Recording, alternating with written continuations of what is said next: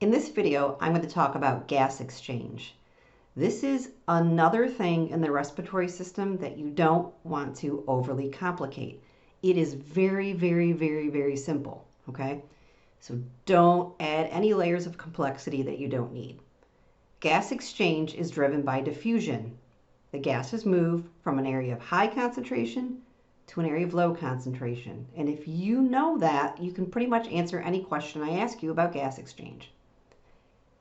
So gas exchange occurs in the pulmonary circuit and then in the systemic circuit. Why does it happen twice? Go ahead and pause the video and see if you can come up with the answer. Why do we have to have gas exchange occur twice? Gas exchange occurs in the pulmonary circuit in order to obtain oxygen and get rid of carbon dioxide. And then in the systemic circuit, we feed the tissues of the body the oxygen and remove their carbon dioxide. Gas exchange occurring at the lungs is called external respiration. This is our gas exchange that's occurring at the alveoli. The gases are moving across the respiratory membrane, and don't forget the respiratory membrane is just made of the simple squamous epithelial cells that make up the wall of the alveolus. Then there's a layer of sticky goo called the basement membrane. And then the gases have to cross the simple squamous epithelial cells that make up the wall of the capillary. Internal respiration is the systemic gas exchange that's occurring at the tissues of the body. So gas exchange is occurring between the blood and the active tissues of the body. There's another form of respiration, cellular respiration. Pause the video and see if you can remember what cellular respiration is. Cellular respiration is also known as aerobic respiration. Cellular respiration is the process where we take energy from our food like glucose, proteins, and fats and convert that energy into ATP energy. This process requires oxygen, and this process produces carbon dioxide. So you can see how all of these forms of respiration are related. Let's take a closer look at the process of external respiration. This is when gas is being exchanged between the alveolar air and the blood of the pulmonary capillaries.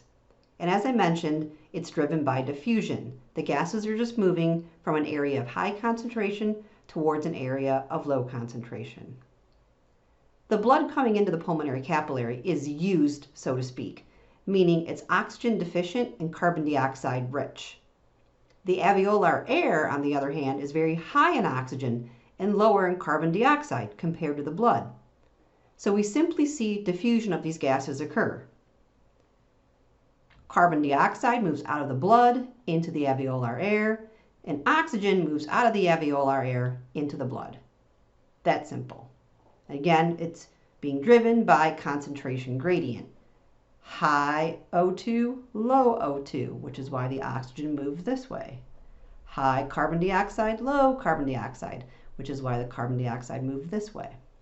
The blood on the venule side of the pulmonary capillary will therefore be very rich in oxygen and very low in carbon dioxide.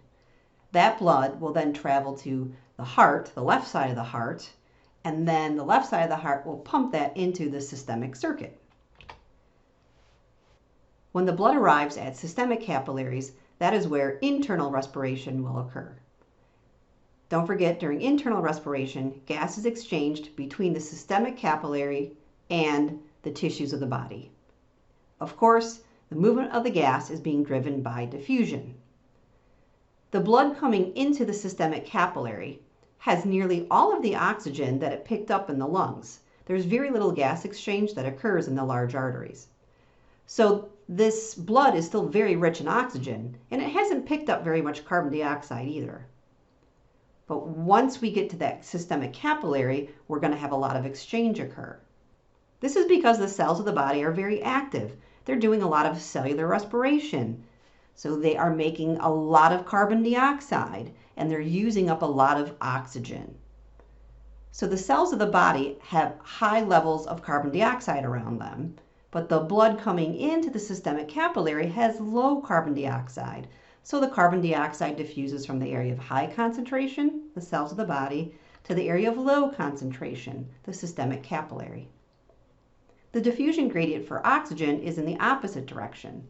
There's very high levels of oxygen in the blood of the systemic capillary, but the cells of the body are oxygen deficient. So the oxygen moves from the area of high concentration, the systemic capillary, to the area of low concentration, the cells of the body. That's it. That's simple, right? So this blood that's leaving the systemic capillary, heading into those systemic venules in the veins of the body, it will be very oxygen deficient, but carbon dioxide rich. That blood will return to the heart, to the right side of the heart, and then will be pumped to the pulmonary circuit so that we can do this whole process all over again. Take a minute to examine the picture on the screen here.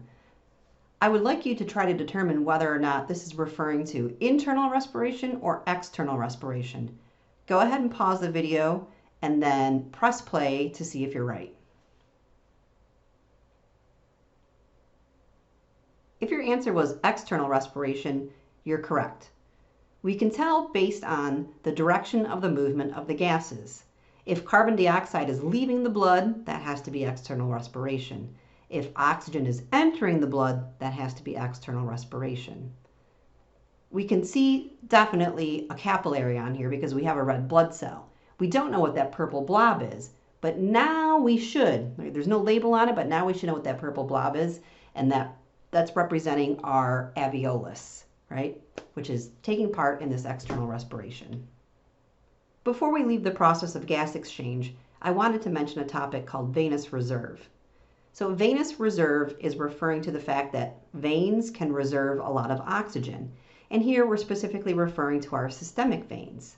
There's quite a lot of blood in our systemic veins. More than 50% of all of your blood at any given time is in your systemic veins. And this blood is not completely devoid of oxygen. The blood in the systemic veins contains about 60 to 80% oxygen saturation.